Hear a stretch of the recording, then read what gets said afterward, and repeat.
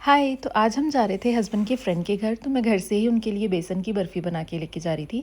Half cup मैंने देसी घी add किया है, 2 कप बेसन के, इसे चलाना स्टार्ट किया लो फ्लेम पे और दूसरी ओर चाशनी बनने के लिए रखी। 1 कप चीनी, हाफ़ कप पानी, इलायची पाउडर, येलो फूड कलर, इसे मिक्स करके छोड़ दिया बॉईल होने के लिए और दूसरी ओर फिर से इसे भुनना स्टार्ट किया और इसके अंदर हाफ़ कप घी और ऐड किया।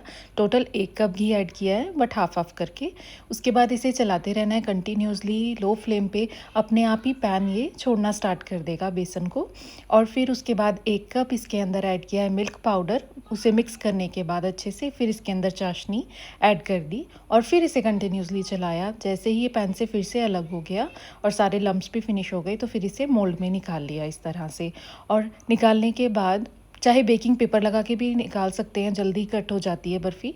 बट इस तरह से भी कोई मुश्किल नहीं हुआ, बस मेरे पास टाइम कम था तो उस वजह से सेट नहीं हुआ था अभी पूरी तरह से बेसन। मैंने पहले ही कट कर लिया। मैंने सिर्फ 30 मिनट के लिए सेट होने के लिए रखा, जबकि 2 से 3 घंटे तो चाहिए हैं गर्मी में तो ख़ास करके। तो बस फिर मैंने इसे थोड़ा सा डेकोरेट कर दिया और फिर इसे 30 मिनट के लिए फ्रिज में रखा और तब तक खुद रेडी हुई, बेटे को रेडी किया और वो दोनों चले गए नीचे। टैक्सी आ गई थी तो मुझे कहते जल्दी आ जा लेकर, अब और देर मत लगाना। मैंने कहा ठीक है। अच्छी तरह से सेट तो नहीं हुई है, बट जैसे तैसे मैं अब कट करके तो लेकर ही आनी पड़ेगी। तो बस फिर मैंने इसे कट किया जल्दी जल्दी से और पीसीज में इसे, और फिर उसके बाद लेकर गई। क्योंकि मैंने पहले डिसाइड ही नहीं किया था कि मैं बेसन की बर्फ़ी बना के लेके जाने वाली हूँ। मैं लड्डू सोच कर बैठी थी बेसन के। लास्ट मोमेंट पे प्लान चेंज हुआ। हस्बैंड से जब पूछा, बेटे से पूछा, वो कहते बर्फ़ी। 2 वोट थी बेसन की बर्फ़ी की। तो फिर ये मैंने लास्ट मोमेंट पे डिसीज़न लिया इसे बनाने का। तो इसलिए मैं हो गई थी लेट और ये अच्छे से सेट नहीं हो पाई थी। बट टेस्ट बहुत ही बढ़िया था, बहुत ही बढ़िया। और उनके लिए पैक करने के बाद फिर बॉक्स में निकाल के रख दी, बाकी फ्रिज में। उससे पहले मैंने सोचा चेक तो कर लूँ, टेस्ट तो देख लूँ पहले कैसा है। भाई ये इतनी टेस्टी थी कि आज तो मुझे खुद को शाबाश बोलने का मन कर रहा था और मुझे बिलीव ही नहीं हो रहा था कि ये मैंने बनाई है। और फिर हम चले गए। रास्ते में पहुंचने से पहले ही हम मार्केट में उतर गए। यहाँ पर जाती थी मैं, हम वहीं रहते थे ना पहले, इसलिए। तो फिर मैंने कहा मुझे आज जाना है इधर। तो हस्बैंड ने कहा ठीक है, फिर यहीं टैक्सी छोड़ देते हैं, यहाँ से पैदल चले जाएंगे। तो हमने कहा ठीक है। तो वहाँ से थोड़ी बहुत शॉपिंग की और अर्शु की मस्तियाँ। फिर उसके बाद हमने वहाँ से उनके घर की तरफ पैदल ही हो लिया।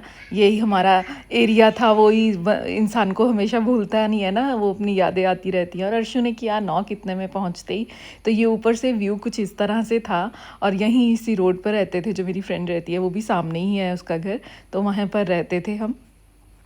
तो फिर खूब हम बालकनी में ही बैठे। अच्छा, बहुत ही अच्छा लग रहा था क्योंकि ठंडी हवा बहुत चलती है ना शाम को और गर्मी ज़्यादा है, तो बाहर बैठना तो बेस्ट है। और खूब यहाँ पे इंजॉय किया हमने 5-6 घंटे, इतने मज़े किए। खूब सारी बातें, फुल मस्ती अर्शनूर के साथ। कभी कुछ तो कभी कुछ, अपने टॉयज़ लेके जाता है ये, जहाँ भी जाता है तो वहीं खेलता रहा, कभी जग के साथ तो कभी कैसे।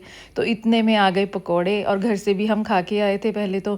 फिर उसके बाद यहाँ पर भी पकौड़े, फिर उन्होंने KFC ऑर्डर कर दिया और फिर हम अर्शु को लेकर गए पार्क। इतना ओवर खा लिया ना इस दिन, तो सच में बुरा हाल हो गया।